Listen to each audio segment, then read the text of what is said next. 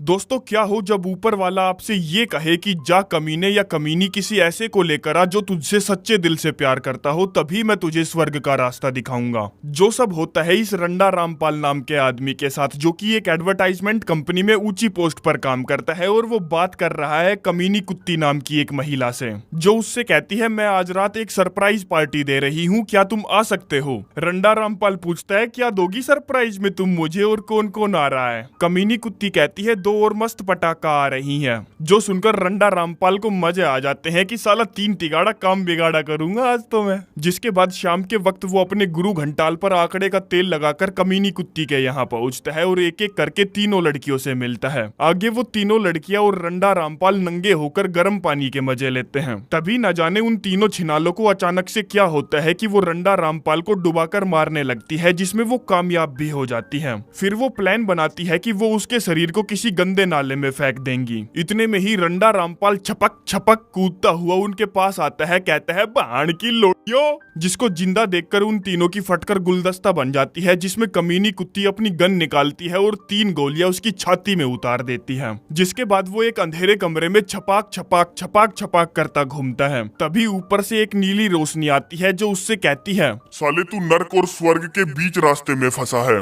वो पूछता है पर मैं यहाँ कर क्या रहा हूँ। एक और तो साले तूने स्वर्ग में जाने के लिए अच्छे काम कर रखे हैं, वहीं दूसरी तरफ धरती पर तू रह रही औरतों की खींच खींच के मारता है और उन्हें अपनी जूतों की नोक पर रखता है, जिस वजह से भीषड़ी के तू सीधा नर्क में जाने लायक है। लड़कियों के मामले में बहुत ही घटिया रिकॉर्ड है गिंडमरी के तेरा। वो सारी की सारी औरतें जिनसे तू आज तक मिला है, जिनकी तूने आज तक बजाई है, वो सब तुझसे नफरत करती है बहान के लिंड। अब तुझे लग रहा होगा कि ऊपर वाला तो सिर्फ प्रवचन देता है, पर ना ना ना ना ना ना ना, वो तेरे जैसे बहान के दिन्ने को गाली भी देता है। वो कहता है देखो मेरे मालिक, लड़कियों पर विश्वास करना बहुत मुश्किल होता है। माना कि सारी की सारी लड़कियां एक जैसी नहीं होती, पर गींड में डंडा तो सारी की सारी चढ़ाती हैं। चलो ठीक है, मान ली तुम्हारी बात। इसीलिए मैं तुम्हारे साथ एक समझौता करूंगा, जिसमें तुम्हें कोई ऐसा ढूंढना होगा जो तुम्हें सच्चे दिल से प्यार करे, उसे अपनाकर जो तुम हो। अगर तुमने कोई ऐसा प्यार करने वाला ढूंढ लिया तो तुम स्वर्ग में जाओगे, और अगर तुम ऐसा नहीं कर पाए तो तुम अनंत काल तक नर्क में पड़े सड़ोगे। जिसके बाद रंडा रामपाल को वापस धरती पर भेज दिया जाता है, जो साला स्वर्ग में जाने के लिए एक प्लान बनाता है, जिसमें वो एक लाचार परेशान कम खूबसूरत लड़की को ढूंढेगा और उसके सामने वो बनने का नाटक करेगा जो वो नहीं है। जिससे होगा ये कि वो परेशान लड़की उसकी पूजा करने लगेगी और उससे बेइंतहा मोहब्बत करने लगेगी और उसे स्वर्ग भेज दिया जाएगा। जो सब कुछ ऊपर वाला देख और समझ रहा था, तो वो उसकी चाल को विफल करने के लिए उसे लोंडिया बना देता है, जिसमें जैसे ही वो मूतने के लिए अपना औजार ढूंढता है, उसके हाथ लगती है टपकीली गीली गीली दरार, जो देखकर उसकी ना बताने लायक फट जाती है और वो जोर जोर से चिल्लाने लगता है, जिसकी आवाजें सुनकर सिक्योरिटी गार्ड सब कुछ ठीक है कि नहीं चेक करने आता है, जिसमें वो उसे बाथरूम में लंबा लोटा हुआ मिलता है, जिसको गार्ड उठाकर बाथरूम से बाहर लाता है, जहां वो अपने आप को शीशे में देखता है और फिर से जोर जोर से चिल्लाने लगता है। गार्ड पूछता है क्या आप ठीक हो मैम, और मिस्टर रामपाल कहाँ है। वो कहता है बे साले मैं ही तो हूँ रामपाल। जो सब गार्ड को घंटा भी समझ में नहीं आ रहा था, तो वो कहता है मेरा नाम है कंगाल भीषड़ी और मैं रंडा रामपाल की सोतेली बहन हूँ।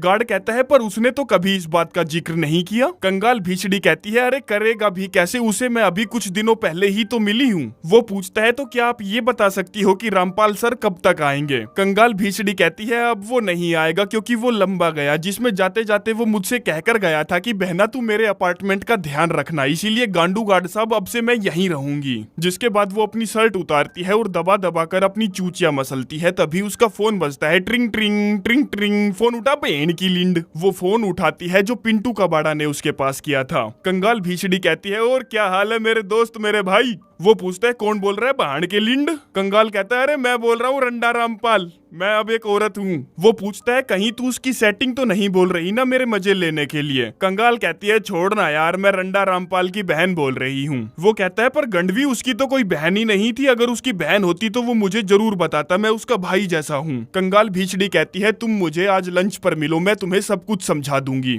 जिसके बाद वो उसको मारने वाली कमीनी कुत्ती के पास जाती है, जो किसी अजनबी को अपने बेडरूम में देखकर उस पर भड़क पड़ती है और पुलिस को कॉल करने के लिए दौड़ती है। वो कहती है हाँ बुला ले बुला ले और उनको अपनी छोटी सी पार्टी के बारे में भी बता देना जो तूने कल रात दी थी, जिसमें तूने कल रात मुझे पानी में डुबा कर मारने की कोशिश की और जब मैं नहीं मरा तो कमीनी तूने मेरी छाती में पहिया पीतल उतार दिया। जो सब सुनकर वो पुलिस को कॉल करने नहीं जाती और उससे पूछती है बावली गींड तू है कौन, जिस पर वो कहती है मेरी आंखों में झांक कर बता मेरे अंदर किसकी आत्मा है। साली कुतिया ये मैं हूँ रंडा रामपाल, मेरा पुनर्जन्म हुआ है एक खूबसूरत महिला के रूप में और मैं यहाँ तेरे पास कुछ अच्छी अच्छी लिपस्टिक और महंगी महंगी ड्रेस लेने आया हूँ क्योंकि मुझे अपने दोस्त पिंटू कबाड़ा के साथ लंच पर जाना है। जिसमें वो उसकी लाल ड्रेस और उसकी हील पहनकर रेस्टोरेंट में पहुंचती है जहां उससे अच्छे से चला भी नहीं जा रहा था, पर उसकी खूबसूरती देखकर हर कोई उस पर फिदा हो चुका था। आगे वो पिंटू कबाड़ा के साथ बैठती है और उससे पूछती है तो लल्लू तूने मेरे नंगे पैरों को देखा, तुझे अच्छे लगे या नहीं, जिस पर वो उससे कुछ नहीं कहता, चुप बैठा रहता है। कंगाल भीषड़ी कहती है मैं जानती हूँ रामपाल ने कभी मेरा जिक्र नहीं किया होगा क्योंकि हम दोनों एक दूसरे से कुछ दिनों पहले ही मिले हैं। मैं उसकी सौतेली बहन हूँ उसकी सौतेली माँ से। तभी उन दोनों के सामने से एक लड़की गुजरती है। अब चोर चोरी करना तो छोड़ सकता है पर हेरा फेरी कैसे छोड़े, जिस पर वो कहती है तूने उसकी गींड देखी, माँ कसम मारते वक्त क्या तबले की तरह बजती होगी। पिंटू कबाड़ा कहता है अरे यार तू बायसेक्सुअल है क्या,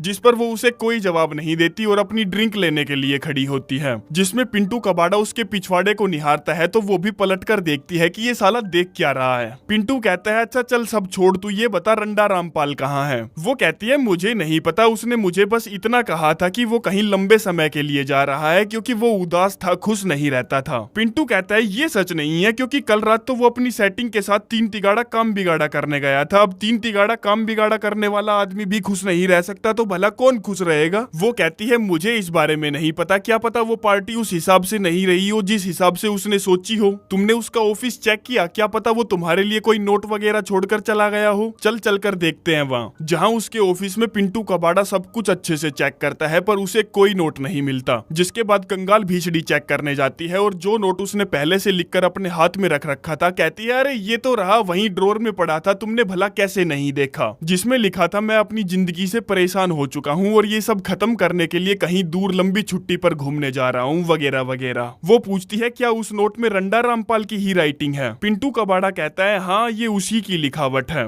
जो नोट रंडा रामपाल की असिस्टेंट पढ़ती है तो वो रोने लगती है, कहती है ये तो सच में चला गया हमें छोड़कर। कंगाल भीषड़ी पूछती है तो इसमें रोने की क्या बात है मेरी जान। असिस्टेंट कहती है मैं जब खुश होती हूँ ना तो मैं रोती हूँ क्योंकि मुझे उससे नफरत थी, साला मेरी टेबल पर पटक पटक कर मारता था। तभी वहाँ यहाँ का बॉस आता है जिसको पिंटू कबाड़ा बताता है ये रंडा रामपाल की सौतेली बहन है, जो उसकी खूबसूरती देखकर उस पर फिसल जाता है कि बीड़ी चोद ये तो बंदूक से निकली गोली है। जिसके बाद वो लेटर पढ़ता है और कहता है ये मजाक है क्या, वो भला हमें बताए बिना कैसे जा सकता है। कंगाल कहती है तुम पक्का रंडा रामपाल के बॉस हो, तुमसे मिलकर बहुत अच्छा लगा, तुम्हारी बहुत तारीफ करता था वो। बॉस कहता है ये तो बहुत अच्छी बात है पर अब हमारी एडवर्टाइजमेंट कंपनी का क्या होगा क्योंकि वो हमारी कंपनी के लिए एक नायाब हीरा था। कंगाल कहती है देख हीरा वीरा कुछ नहीं होता, बाकी मैं तेरी मदद कर सकती हूँ। जिसमें बॉस उसे अपने ऑफिस में ले जाता है और उससे पूछता है तो तुझे एडवर्टाइजमेंट का कोई एक्सपीरियंस है क्या। वो कहती है मुझे एक्सपीरियंस तो नहीं है पर मुझे जॉब जरूर मिल जाएगी क्योंकि यहाँ से 2 गली छोड़कर तीसरे फ्लोर पर जो लड़की रहती है उसके साथ तू दे दमादम करता है। तू मुझे रंडा रामपाल की जगह पर नियुक्त कर वरना मैं तेरी पत्नी को सब कुछ बता दूंगी, जिसमें मैं थोड़ा सा तड़का लगाकर ये भी बताऊंगी कि तूने मेरी भी मारी और पैसे भी नहीं दिए। जो सुनकर उसकी फटके हाथ में आ जाती है तो वो पूछता है और क्या क्या क्या क्या क्या क्या क्या बताया उसने तुझे मेरे बारे में। कंगाल भीषड़ी कहती है उसने मुझे बताया कि तू उसको पर डे के $200 देता था और मैं जब उसकी जगह पर बैठूंगी तो तू मुझे $250 देगा, बता देगा कि नहीं। वो कहता है हाँ दूंगा भाई बिल्कुल दूंगा यार, दूंगा ना।